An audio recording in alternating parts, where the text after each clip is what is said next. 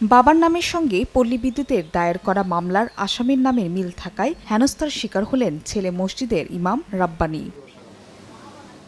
বৃহস্পতিবার রাতে টাঙ্গাইলের ঘাটাইলের আমুয়াবাইদ গ্রামের আব্দুল রাজ্জাকের ছেলে মসজিদের ইমাম রাব্বানীর ঘরে জোরপূর্বক প্রবেশ করে 7 জন পুলিশ। দরজা ভাঙ্গাসহ নানাভাবে রাব্বানীকে হেনস্থা করা হয়। আসামি না হওয়া সত্ত্বেও এমন ন্যাক্কারজনক ঘটনার তীব্র নিন্দা জানিয়েছেন স্থানীয়রা। দোষীদের দৃষ্টান্তমূলক শাস্তির দাবি জানান তারা। ঘর বাংলো, গেট বাংলো, লাস্ট পর্যন্ত খালি নাম ঠিকানা দিয়ে আমাদেরকে পাঠিয়ে দিল। যেভাবে অত্যাচার করছে তো আমরা ভাবছি যে ডাকাত আসছে, মানে ওনারা যে আইনের লোক এরকম কোন আচরণ করেও না আমরা বুঝতে পারি না। বেআইনিভাবে কাজ করা হয়েছে, একেবারে ন্যাক্কারজনক একটা ঘটনা ঘটেছে। আমুয়াবাইদ গ্রামে পল্লী বিদ্যুৎ অফিসের দায়ের করা মামলার ওয়ারেন্টভুক্ত আসামি নয়ন উদ্দিন মুন্সির ছেলে আব্দুর রাজ্জাক। তবে নামের মিল থাকায় একই গ্রামের আব্দুল গফুরের ছেলে আব্দুল রাজ্জাকের বাড়িতে অভিযান চালালেও কাউকে গ্রেফতার করা হয়নি বলে জানায় পুলিশ।